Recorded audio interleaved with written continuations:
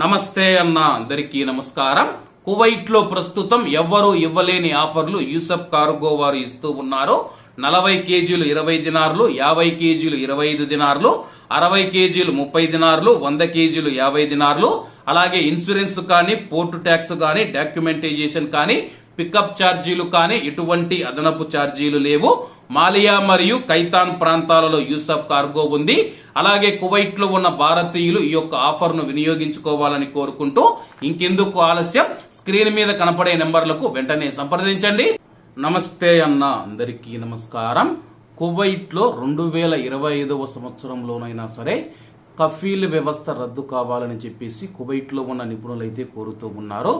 Kuwait లో కఫీల్ వ్యవస్థ ఏదైతే ఉందో, యజమానుల వ్యవస్థ ఏదైతే ఉందో అది రద్దు చేయాలని చెప్పేసి ఈ యొక్క కఫీల్ వ్యవస్థ వల్ల కువైట్ లో ఉన్న లక్షలాది మంది ప్రవాసులు ఇబ్బందులు ఎదుర్కొంటూ ఉన్నారు.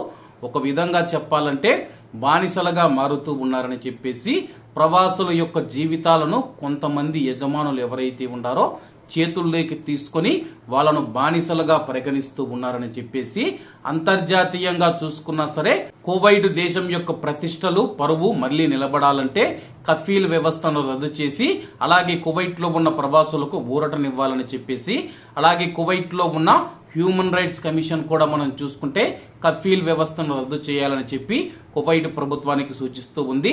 2025లోనైనా ఈ నిర్ణయం తీసుకోవాలని చెప్పి తెలుపుతూ ఉన్నారు. అలాగే కువైట్ దేశం మనం చూసుకుంటే చమురు పైన కాకుండా టూరిజం పైన దృష్టి పెడుతూ ఉంది. పర్యాటకులు వేల సంఖ్యలో, లక్షల సంఖ్యలో కువైట్ కు రావాలంటే కానీ చట్టాలను మార్చాల్సి ఉంటుంది. అందులో ముఖ్యమైనది కఫీల్ వ్యవస్థ అని చెప్పేసి కువైట్ లో ఉన్న నిపుణులైతే తెలుపుతూ ఉన్నారు. కఫీల్ వ్యవస్థను రద్దు చేసేసి కువైట్ దేశం కూడా ప్రపంచ దేశాల నుంచి కువైట్ కు వస్తూ ఉన్న వారిని గౌరవిస్తూ ఉందని చెప్పేసి, వాళ్లను తమ యొక్క వాళ్ళగా భావిస్తూ ఉందని చెప్పేసి ఒక సందేశం ప్రపంచానికి మనం పంపించాల్సి ఉంది. అది ముందుగా జరగాలంటే కఫీల్ వ్యవస్థను రద్దు చేయాలి. కఫీల్ వ్యవస్థను రద్దు చేసి చట్టాన్ని మార్పు చేసి ఆ తర్వాత పర్యాటకాన్ని అభివృద్ధి చేసుకుంటే కువైట్ దేశం రాబోయే రోజుల్లో ఇబ్బంది లేకుండా టూరిజం వేగంగా అభివృద్ధి చెందుతుందని చెప్పి తెలుపుతూ ఉన్నారు. మరి కఫీల్ వ్యవస్థ పైన మీ యొక్క అభిప్రాయాన్ని తెలియజేయండి. చాలా మంది ఇప్పటికే కఫీల్ వ్యవస్థ రద్దు చేయాలని చెప్పేసి ఐక్యరాజ్య సమితి కూడా కువైట్ కు సూచించిన విషయం అందరికీ తెలిసిందే. మరి కువైట్ ప్రభుత్వం ఎటువంటి నిర్ణయంతో ముందుకు వెళుతుందో వేచి చూడాల్సి ఉంది. మరి కఫీల్ వ్యవస్థ పైన మీ యొక్క అభిప్రాయాన్ని కామెంట్ రూపంలో తెలియజేయండి అన్న. మీ యొక్క అభిప్రాయాలు తెలియజేస్తే కానీ మీ యొక్క కామెంట్లను ఒక వీడియో అయితే చేస్తాను. కాబట్టి అందరూ బాగుండాలి, అందులో మనం ఉండాలి. అందరికీ నమస్తే అన్న.